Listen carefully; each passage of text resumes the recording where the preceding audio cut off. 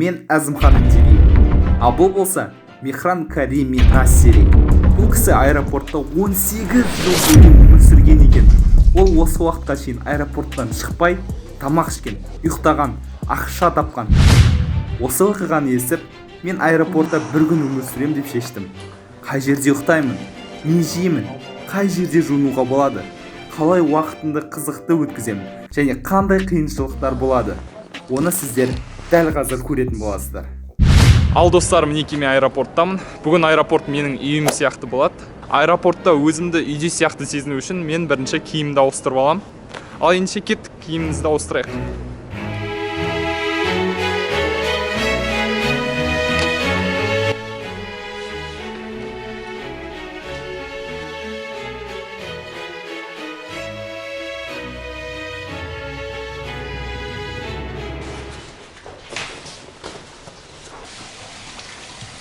Хуйня, блядь.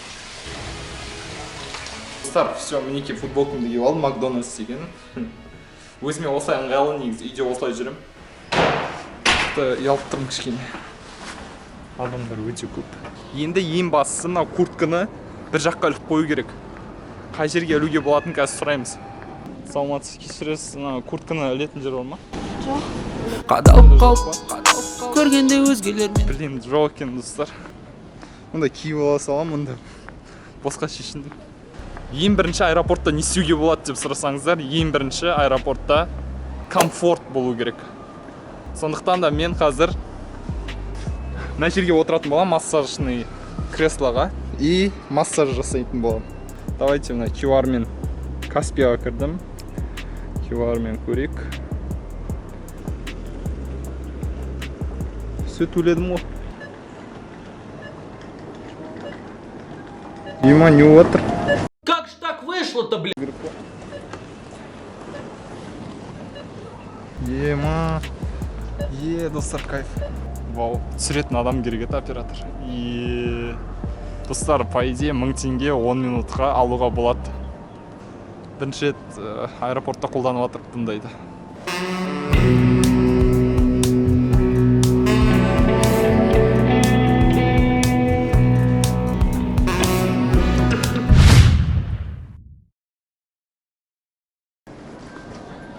Достар, аэропорт деген кішкентай екенші негізі.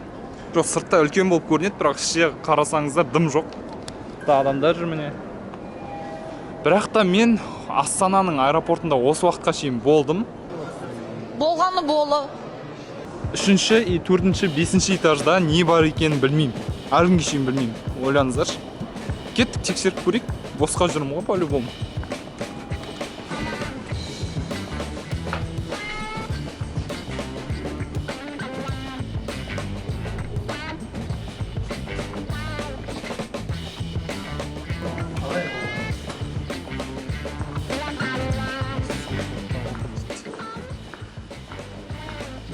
Достар, что-то адам аз, мұнда 3-ші этажда. Мне кажется, бұл жерде жұмыс жасайтын адамдардың орны. Жұмыс жасайды көбісі мына жерде. Әшейін адамдарға кіруге болмайтын сияқты мына жерде. Служебный вход дейді. Мына жаққа кіруге болмайды екен. Мына жерде асхана бар ма? Асхана екінші зал. Мына жерде дым жоқ па сонда? Жоқ, бұл жерде тұтқаға. Дым жоқ екен мына 3-ші этажда. Кеттік астыға түсік. Ана 3-ші этажда бір орын болды. Служебный вход дегенше. Сол жерге барып, тығылып қалуға болады. Ұйықтап сол жерде. Но, по идее, жесткийде тауып алса бітті, мен қуып жіберу мүмкін. Асхананы тауып алдым. 2-ші этажда. Блин, қарным ашып кетті. Шыны керек. Сондықтан да мына асханаға барып, тамақтарын көретін боламыз. Саламатсыз.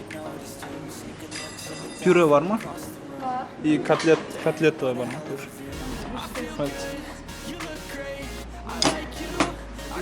Қазір 8-ден 40 кетіпті ғой, прикиньте, ё-моё.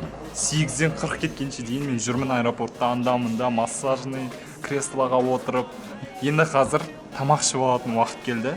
Қарным ашып кетті негізі. Міне үйден мен компот алып шықтым мынандай. Ал мына жерден асханадан осындай пюре котлетпен и үстіндегі яйцо пашот, пирожки с картошкой, 3 нан. Болды. Осының барлығы 1880 теңгеге шықты.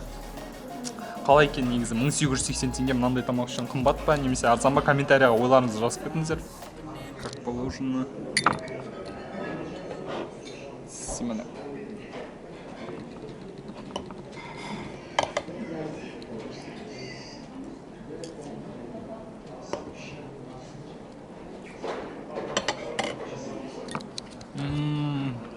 Котлетасы өте дәмді екен достар. Бұл асханаға 10-нан мен 7 балл қоямын сразу.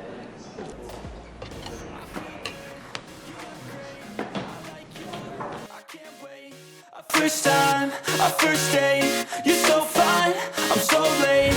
You sip wine, I drink straight. Don't waste time to my place. I feel my heart erase. So catch me if I fall.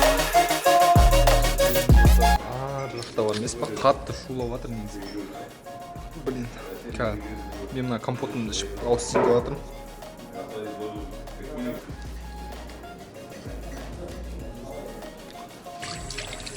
Футболкаммен аэропортта жүрген бір түрлі екен негізі.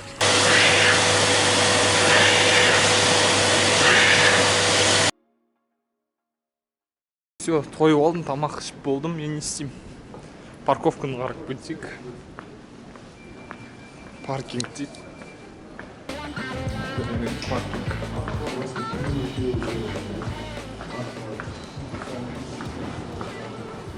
Мені өткізуге бола ма екен, точно? Көріп біттім мен. Достар. Салқын болады енді яғын. Ух, ё.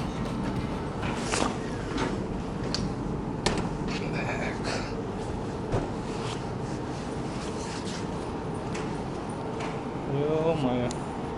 Мынаны қараңдар даланы. Ема салқын екен мынаны. До конца барғым келіп тұр ана жерде не бар екен. Ой, дым жоқ екен ғой, мында қызық емес. Достар, сағат уже 9:30 болды. Мен болсам демалатын орындықта отырмын. Мен мынандай соткіде манго қуатырмын.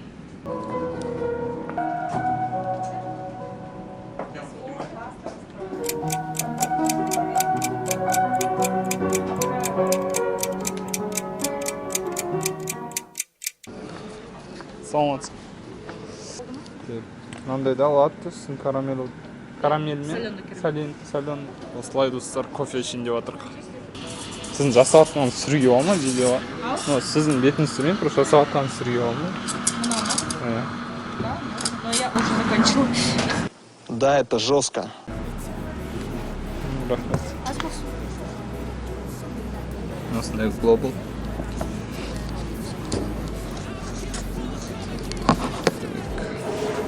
Все, мен қазір соттың зарядкасын аламын да, соттың зарядкаға қойып аламын. Әйтпесе зарядкасы бітіп жатыр. Алма бар менде айтпақшы. Алма мен кофе қалай кетсе екен бірге қосып. Мен, чтобы зарядка қою үшін, по идее, кофе алып жатырмын. И чтобы мен ұйқым келмеу үшін кофе алдым осындай латте обычный. Әйтпесе мына аэропортта зарядка қоятын жер жоқ. Сағат айтпақшы 10-нан 44 кетті. А менде соттың зарядкасы 36%. Все. Алма бар айтпақшы, менде алма жеп алайын.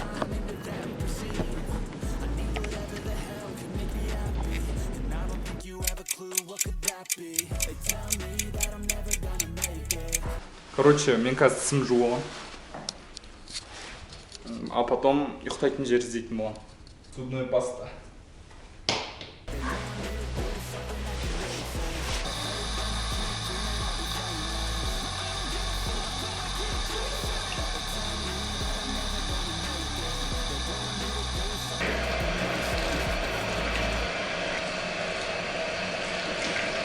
Ну нахер. Сөйлейді.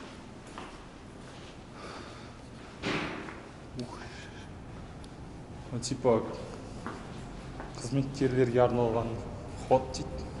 Ана жерде камера тұр. Бизнес класс дейді. Мына жақта ұйықтауға бола ма екен? Камералар бар по идее.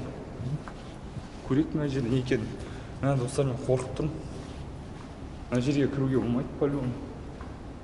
Походу, қазір сөйлесе біттім мен. Все, достар, Капслук хотелға келдік. Капсульный отель. БЦК. Менде ақша бар, по идее. 3 сағатқа 9000 теңге алуға болады.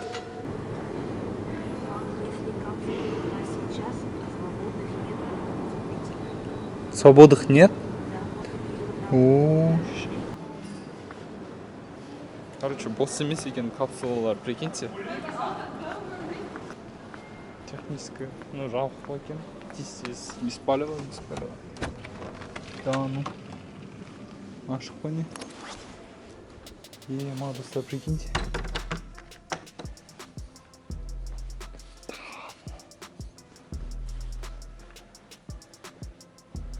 Все, достар, осы жерде ұйықтаймын мен. Мына жерде жатамын. Все, диван бар, кішкентай.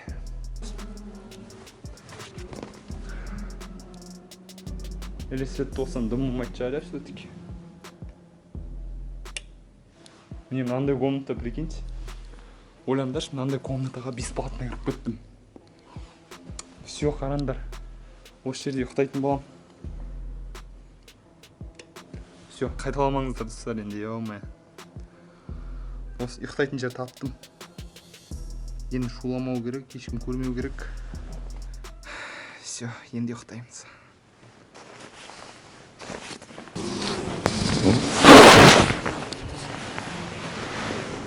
Толмын.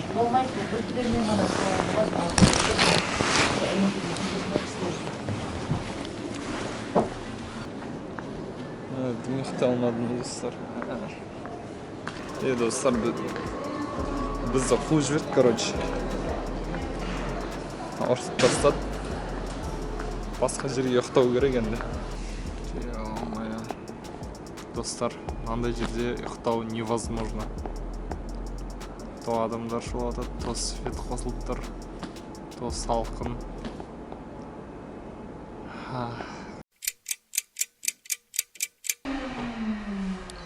Блин, достар, короче, уже сағат 8 болып қалды.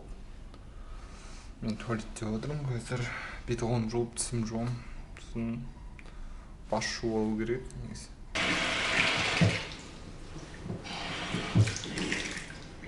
Прикиньте, шампуньмен басында бірінші жуайын деп жатырмын аэропортта.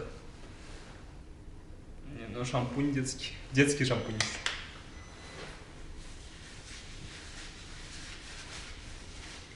Ну, купермину. Гипоаллергенный дейді.